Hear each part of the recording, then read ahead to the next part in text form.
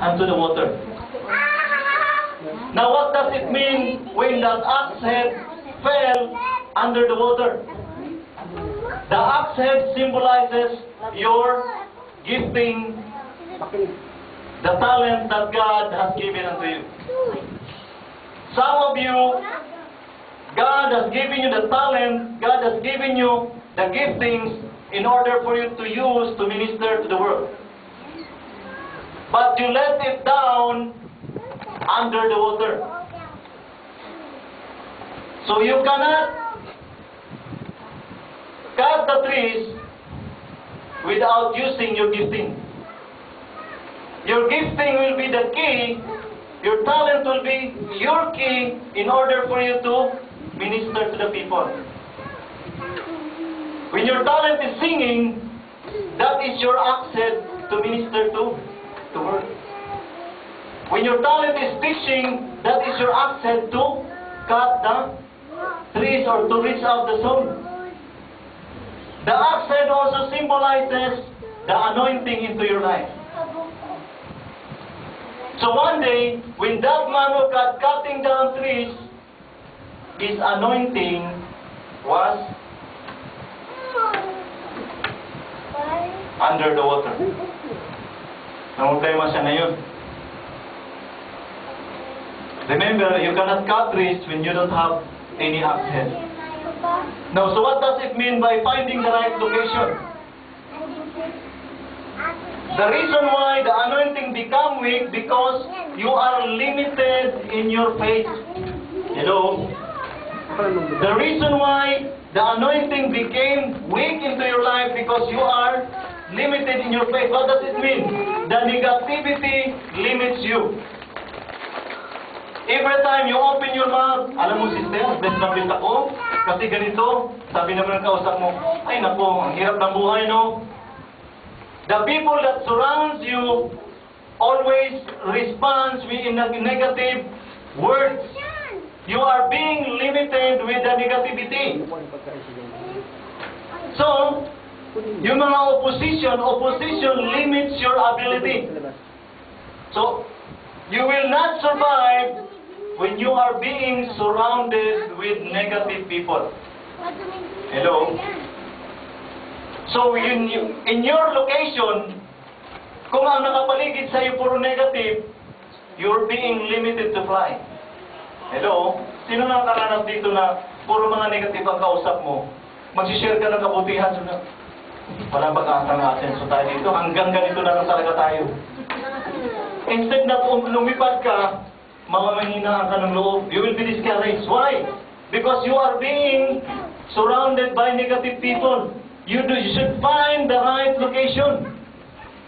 So it's good for you to leave that place, leave that group of friends, leave that group of families that are negative, that are, when every time you open your mouth, they always disagree with you. Hello?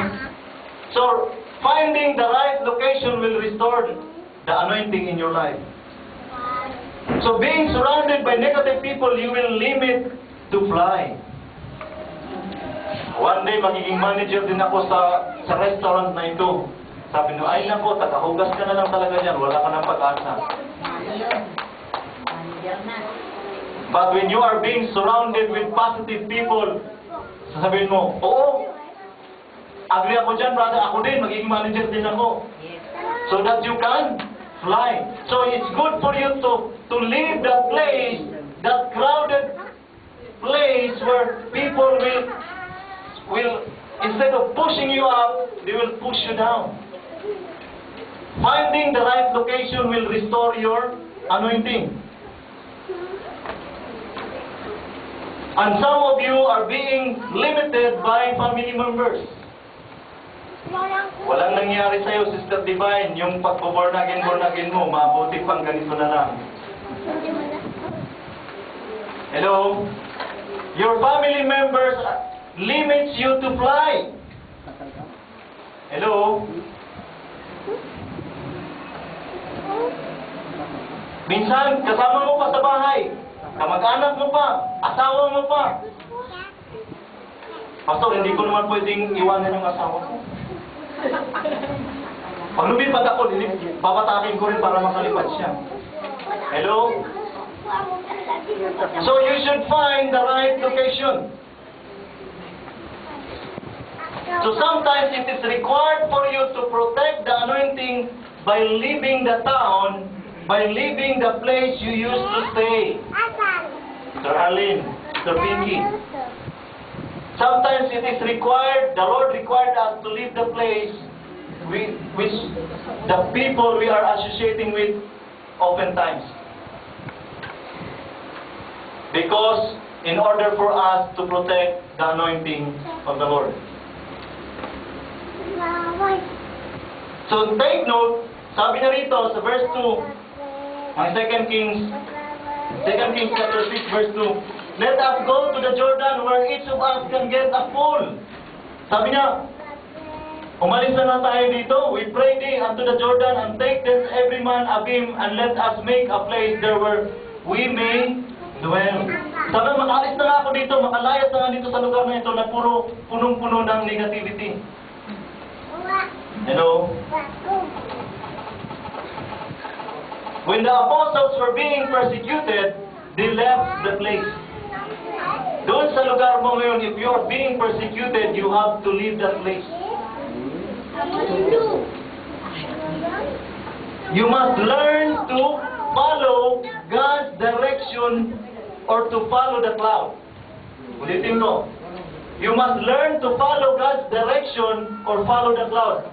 When the Israelites left Egypt, the cloud lead them into the promised land.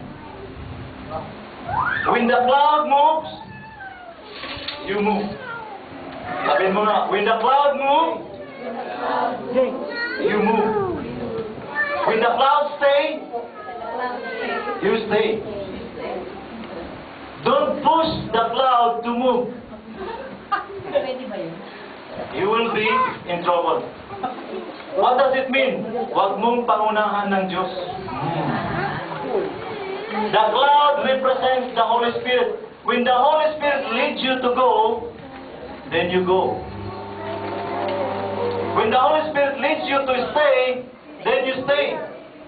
Sometimes the Holy Spirit tells us, you stay there, and say, no, I will go there. You are pushing something. So if you're pushing something, you'll be in big trouble. Amen? Are we learning something today? So you need to follow the cloud. You must stay under the cloud. Why? Under the cloud, you will see the vision of God. You will see the will of God in your life. So, vision is stay alive under the cloud. Ulitin ko. Your vision, the vision will stay under the cloud. If you are apart from the cloud, the vision will disappear. Ang pangarap mo, ang blessing ng Lord sa iyo, magdi-disappear. You must stay under the cloud, and the vision, the blessing of the Lord will stay. Hello? Sabihin mo nga sa tell the next person to you, you should stay under the cloud. Do not bump or push the cloud. Minsan pinapump natin, sige na Lord, bigay mo na. Pinipilit natin. Do not bump or push the cloud.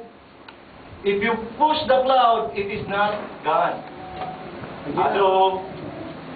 Kung pinupush mo ang cloud, hindi yun ang Diyos.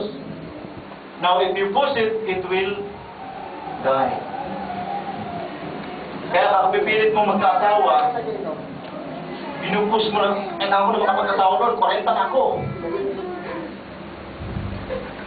Then, it will die. Don't push the cloud. Amen? Because if you push it, it will die. No need to push it, let it happen by itself. So your promotion, let it happen by itself.